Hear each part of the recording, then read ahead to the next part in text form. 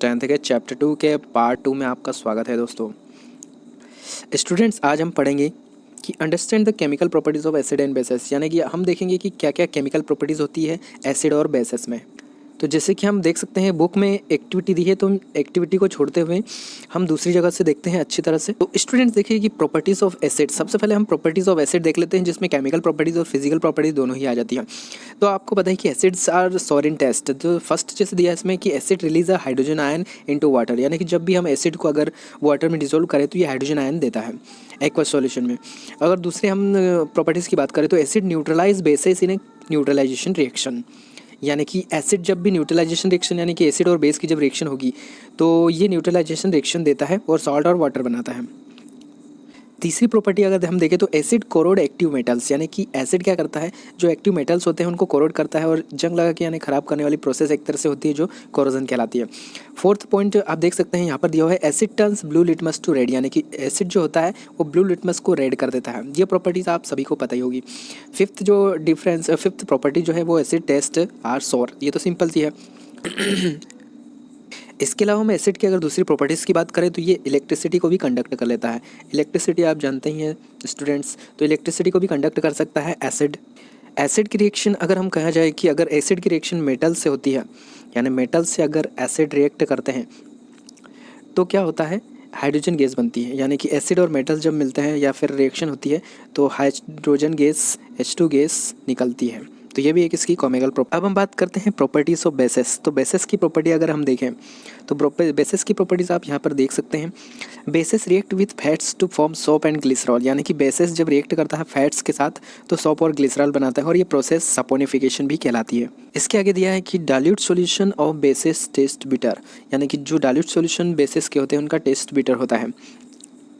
वैसे जो बेसिस होते हैं वो भी टेस्ट में बिटर ही होते हैं। जिसमें अगली प्रॉपर्टीज़ में बताया है कि bases turn phenolphthalein pink, litmus blue and bromothymol blue, यानी कि यहाँ पर हम समझे तो बेसिस जो होते हैं उसमें अगर फिनोफ्थैलीन मिलाया जाए तो वो पिंक हो जाता है, यानी पिंक हो जाता है। और अगर ये ब्लू लिटमस को यानी कि रेड लिटमस को ब्लू कर देते हैं और ब्रोमेथिल को ब्लू कर देते हैं, तो इस प्रकार से इनमें केमिकल रिएक्शंस होती है। बेसिस जो होते हैं वो न्यूट्रलाइज कर देते हैं एसिड को। आपने देखा होगा जब कभी हमारे पेट में एसिडिटी बढ़ जाती है स्टमक में तो हम बेसिस गोली लेते हैं, जैसे इनो गैसोफास्ट वगैरह या मिल्क ऑफ मैग्नीशिया जैसी गोली ली जाती है जो न्यूट्रलाइज कर देती है एसिड की मात्रा को। पाँचवा पॉइंट जो दिया है, bases are formed when alkali metals और alkali earth metals react with water, यानी कि बेसिस आर फॉर्म्ड, यानी बेसिस कब बनते हैं, वेन एल्कली मेटल और एल्कलाइन अर्थ मेटल रिएक्ट, यानी कि जब एल्कली मेटल्स या एल्कली अर्थ मेटल जो होती है जिनको आप पीरियोडिक टेबल में देख सकते हैं, वो जब आपस में रिएक्ट करेगी या फिर वाटर के साथ रिएक्ट करेगी तो बनता है एल्कली मेटल्स। तो इस प्रकार से आप ये केमिकल प्रॉपर्टीज यहाँ पर आप बॉक्स के अंदर देख सकते हैं। देयर आर सब substance whose odour change in acidic और basic media, this are called olfactory indicators. तो इसकी एक अलग सी डेफिनेशन में बता देता हूँ यहाँ पर आपको की डेफिनेशन, यानी ऑल्फैक्टरी इंडिकेटर्स की डेफिनेशन आप ध्यान से सुन ले। दो substance whose smell change in acidic और basic solution are called olfactory indicators. एक बार और ध्यान से सुन ले, दो substance whose smell changes in acidic और basic solution are called olfactory indicators. तो इस प्रकार आप इसकी डेफिनेशन ध्यान से लिख, यानी जो ऑल्फैक्टरी इंडिकेटर्स होते हैं उनसे क्या होता है, एसिडिक या बेसिक मीडियम में जाने पर इनकी स्मेल चेंज हो जाती है, जिससे पता चल जाता है कि एसिड है या बेस है। अगले टॉपिक में जैसे कि दिया हुआ है यहाँ पर, how do acid and bases are react with metals, यानी कि एसिड और बेस मेटल के साथ किस प्रकार से रिएक्ट करते हैं या फिर इनसे रिएक्शन करने पर होता क्या है। तो इसके लिए यहाँ पर डायरेक्ट उन्होंने एक एक्टिविटी दे दी है समझाने के लिए। तो जैसे कि क्वेश्चन में दिया हुआ है कि ये एक्टिविटी आप टीचर्स असिस्टेंट्स की उपस्थिति में ही करें क्योंकि ये हानिकारक हो सकती है। तो इसके लिए दिया है कि सेट द अपैरेटस, यानी कि जैसे डायग्राम में दिया है ऐसे आपको अपैरेटस बना लेना है। Take about 5 ml of dilute sulphuric acid in test tube, यानी कि आपको टेस्ट ट्यूब में ले लेना है। उसके बाद उसमें कुछ टुकड़े मिला लेने हैं जिंक के। जिंक की, यानी जिंक एक मेटल है तो उसके टुकड़े आपको 5 ml जो लिया है अपने डाइल्यूट सल्फ्यूरिक एसिड उसमें मिला देने हैं। तो what do you observe on the surface of zinc granules, तो आपको आप क्या ऑब्जर्व कर पा रहे हैं यहाँ पर। तो ऑब्जर्व करने पर हमें ये पता चलता है कि जैसे ही हम डाइल्यूट सल्फ्यूरिक एसिड में हमने कुछ जिंक के टुकड़े मिलाए, तो यहाँ पर जो आप पाइपलाइन देख रहे हैं ये वाली, जिसको मैं इंडिकेट कर देता हूँ, तो ये जो है यहाँ से हाइड्रोजन गैस बन रही है, यानी कि जिंक और एसिड मिलकर यहाँ पर गैस बना रहे हैं जो हाइड्रोजन गैस है, और ये यहाँ से होती हुई नीचे की ओर जा रही है और यहाँ से पानी में जाकर बुलबुलों के रूप में ऊपर आ रही है। और यहाँ पर जो कैंडल हमने जलाई हुई है, तो कैंडल जलाई हुई है तो यहाँ पर जो हाइड्रोजन गैस निकल रही है इस जगह पर, तो ये पॉपअप के साथ बर्न हो रही है, यानी कि हाइड्रोजन गैस की बर्निंग हो रही है जो एक पॉपअप साउंड के साथ होती है। तो ये पॉपअप साउंड इसीलिए हो रहा है क्योंकि हाइड्रोजन एक ज्वलनशील गैस है और ये यहाँ पर बुलबुले के रूप में निकल रही है। तो ये जब बुलबुले ऊपर की ओर पहुँचते हैं तो यहाँ पर जैसे ही कैंडल जलती है, कैंडल के साथ ही जलते हैं, यानी हाइड्रोजन गैस बर्न होती है तो पॉपअप साउंड उपस्थित होता है। तो इससे यहाँ पर आपको ये प्रूव्ड हो रहा है कि जब मेटल की रिएक्शन एसिड से होती है तो हाइड्रोजन गैस फॉर्म्ड होती है। तो इस प्रकार से आप यहाँ देख सकते, इस प्रकार का apparatus आप लेबोरेटरीज में बना सकते हैं। तो यहाँ पर बॉक्स में देख सकते हैं जैसे कि दिया है, note that the metal in above reaction displace hydrogen, यानी कि यहाँ पर मेटल जो होती है वो हाइड्रोजन गैस को डिस्प्लेस करती है और वो बाहर निकल जाती है।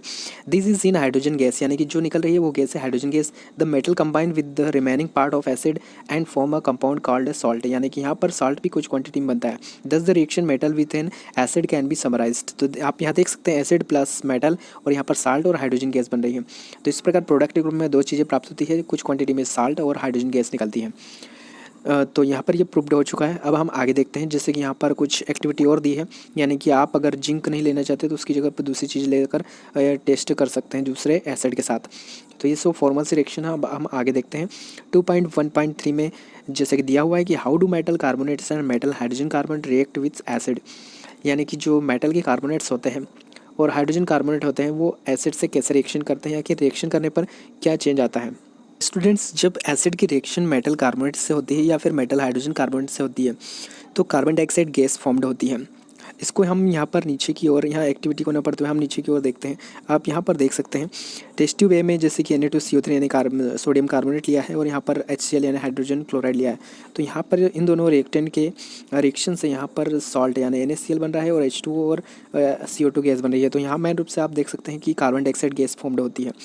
तो ये एक नॉर्मल सी रिएक्शन है जिसमें आप देख सकते हैं कि जब एसिड की रिएक्शन मेटल कार्बोनेट से होती है तो कार्बन डाइऑक्साइड गैस फॉर्म्ड होती है। तो यहाँ पर देख सकते हैं आपको, जैसे कि यहाँ पर जो दिया हुआ है आप देख सकते हैं limestone chalk and marble are different forms of calcium carbonate, यानी कि जो लाइमस्टोन चॉक और मार्बल है ये डिफरेंट टाइप के कैल्शियम कार्बोनेट के रूप है। All metal carbonates and hydrogen carbonate react with acid to give a corresponding salt, यानी कि मेन रूप से अगर देखा जाए तो इनमें सॉल्ट अब बन ही रहा है और कार्बन डाइऑक्साइड गैस और वाटर बन रहा है। तो ये रिएक्शन को हम नीचे की ओर जैसे कि यहाँ दिया हुआ है इसको हम देख सकते हैं, मेटल कार्बोनेट की रिएक्शन जब एसिड से हो रही है या फिर मेटल हाइड्रोजन कार्बोनेट की रिएक्शन एसिड से हो रही है तो यहाँ पर साल्ट, कार्बन डाइऑक्साइड और वाटर फॉर्म्ड हो रहे हैं। तो ये आपको समझ में आ ही गया होगा। अब हम देखते हैं नेक्स्ट 2.1.4 में जैसे दिया है कि how do acid and basis react with each other, यानी कि आपस में इनकी रिएक्शन क्या होती है। तो इसकी हम एक्टिविटी ना देखते हुए हम नीचे की ओर डायरेक्ट देखते हैं। जैसे कि दिया हुआ है कि इन द अबव एक्टिविटी, यहाँ पर जैसे दिया हुआ है अबव एक्टिविटी में affect of base and neutral, यानी आपको पता है कि when acid and base react which each other then they form salt and water, यानी कि यहाँ पर आपको पता है कोई सा भी एसिड या बेस अगर आप लेते हैं तो वहाँ पर salt and water he formed होगा और ये रिएक्शन न्यूट्रलाइजेशन रिएक्शन कहलाती है। जैसे कि यहाँ पर आप देख सकते हैं, मैं इसको पॉइंट कर देता हूँ। जैसे कि ये रिएक्शन को आप देख सकते हैं NaOH और HCl, इसमें NaOH और HCl यानी कि NaOH है यहाँ पर बेस और HCl है एसिड, और इन दोनों की रिएक्शन हो रही है तो NaCl और H2 बन रहा है, यानी कि यहाँ पर NaOH है सोडियम हाइड्रोक्साइड और HCl हाइड्रोजन क्लोराइड की रिएक्शन से सॉल्ट एंड वाटर फॉर्म्ड हो रहे हैं। तो ये एक न्यूट्रलाइजेशन रिएक्शन है जो आपने देखा होगा कि एसिडिटी बढ़ने पर जब हम बेस की गोली लेते हैं तो वहाँ पर भी हमारे स्टमक में यही रिएक्शन होती है, न्यूट्रलाइजेशन। तो यहाँ पर एक बार आप डेफिनेशन को अच्छी तरह से देख सकते हैं, जो डेफिनेशन यहाँ पर दी है इस बॉक्स में, the reaction between an acid and a base give a salt and water is known as neutralisation reaction. In general neutralisation reaction can be written as, इसको इस प्रकार से आप लिख सकते हैं, acid plus base and to formed salt plus water. तो यहाँ पर हम देखते हैं reaction of metal oxide with acid. तो आपको बता दें कि acid react with metal oxide to form salt and water, यानी कि मेटल ऑक्साइड की रिएक्शन जब एसिड से होती है तो सॉल्ट प्लस वाटर बनते हैं, यानी कि ये भी फॉर्मल से रिएक्शन है, इसको आप समझ सकते हैं इजीली। जैसे metal oxide plus acid salt और वाटर बन रहा है, तो यहाँ पर भी आप देख सकते हैं प्रोडक्ट रूप में हमें साल्ट एंड वाटर प्राप्त होता है। Now right the balance equation from the above equation above reaction since metallic oxide react with acid to give salt and water similar to the reaction of a base with an acid and metallic oxide, यानी पे यहाँ पर इन्होंने कहा है कि आपको एक बैलेंस इक्वेशन बनानी है जो कि रिएक्शन हो रही है मेटेलिक ऑक्साइड और बेस के साथ, तो सॉरी एसिड के साथ। अब जैसे 2.1.6 में दिया है reaction of a non metallic oxide with base, तो यहाँ पर आप देख सकते हैं कि यहाँ ये बॉक्स वाली लाइन में देखें कि which is a base react with carbon dioxide, यानी कि जब बेस की रिएक्शन कार्बन डाइऑक्साइड से होती है तो प्रोड्यूस होता है salt and water. Since the similar reaction between a base and acid we can conclude the non metallic oxide और एसिडिक इन नेचर, यानी जो नॉन मेटेलिक ऑक्साइड होते हैं वो नेचर में एसिडिक होती है और उनसे ही सॉल्ट एंड वाटर फॉर्म्ड होता है।